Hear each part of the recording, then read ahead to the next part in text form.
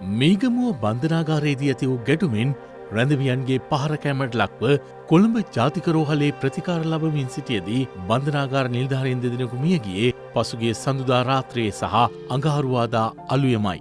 එලෙස මියගිය නිලධාරීන් දෙදෙනාගේ දේහයන් අවසන් ගෞරව දැක්වීම සඳහා ඊයේ උදෑසන වැලිකඩ බන්ධනාගාර පරිශ්‍රය වෙතද රැගෙන ආවා.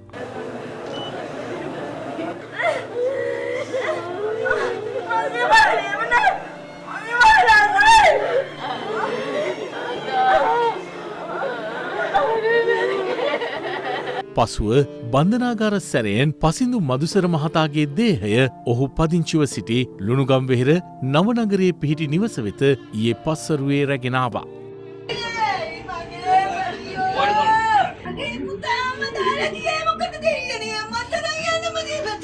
විපක්ෂ නායක සජිත් ප්‍රේමදාස මහතා ඇතුළු දේශපාලඥයන්ද පැමිණ සිටියේ පසිඳුට අවසන් ගෞරව දැක්වීමටයි.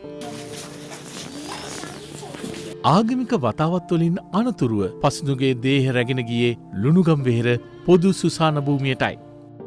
බන්ධනාගාර සැරයෙන් පසිඳු මදුසර මහතා සිය නෑසිය මිතුරන්ගේ සෝසුසුම් මධ්‍යයේ මෙලෙස අවසන් ගමන් ගියා.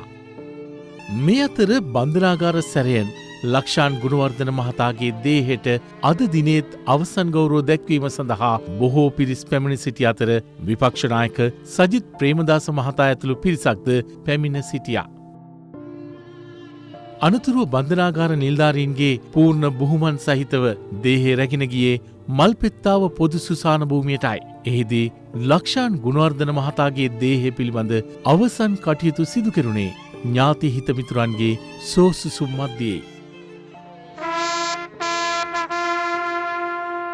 මේ අතර මීගමුව බන්ධනාගාරයේ ගැටුම සම්බන්ධයෙන් බන්ධනාගාර අධිකාරිවරයා වගකිව යුතු බව විශ්‍රාමික අතිරේක බන්ධනාගාර කොමසාරිස් ජෙනරාල් තුසිත උඩුවර මහතා රතුයිර දේශපාලන සංවාදයට එක්වෙමින් ප්‍රකාශ කළා. ඔබතුමාට මේ සිද්ධියෙන් පස්සේ දැනගන්න ලැබුණු විදිහට එතන හිටපු නිලධාරීන් ඒක දැනගෙන හිටි බව පූර්ව අවබෝධයක් තිබුණු බව ඔබතුමාට තොරතුරු තිබ්බා. මීගමුවේ බන්ධනාගාර නිලධාරීන් අපේ බන්ධ පොලිසිය නිලධාරීන්ට මේක ගැන අවබෝධයක් තියෙන්න නැතුව ඇති. මොකද ඒගොල්ලෝ එතන රාජකාරී කරේ නැහැ. ඒගොල්ලෝ ගියේ කලින් දවසේ වෙච්ච විමර්ශනයට නෙගියේ. එතනදී මං කියන්නේ එතන හිටපු ප්‍රධානීන්ට අධිකාරිවරයාට ප්‍රධාන ජේලවරයාට සහ ජේලුන්ට තිබ්බා. මේ සිද්ධියට කියපු කට්ටිය හොයලා වෙනත් බන්ධනාගාරයකට මාරු කරා නම් අද ඔබතුමා කියන්නේ රාත්‍රියේදීම මේ අයව ඉවත් කරන්න තිබ්බද නැත්නම් ඊට කලින් අර තොරතුරු නෑ රාත්‍රියේ ඉවත් කරන්න ඕනේ. එහෙම නැත්නම් පහුවෙන්දා උදේ පළවෙනි කාර්යය වෙන්න තිබ්බේ ඔක. බන්ධනාගාර නිලධාරියෙක්ට එහෙම වෙඩි තියන්න පුළුවන්ද? එතෙන්දී අපේ නිත්‍ය නියෝග වල පැහැදිලිවම අපිට කියන්නේ වෙඩි තැබීමට උපදෙස් දෙනවා නම් ජේලවරයෙක්. ඒක අධිකාරිවරයා කොමසාරිස් ජෙනරාල් වරයා දක්වා කටයුතු කරන්න පුළුවන්. එහෙම නැතුව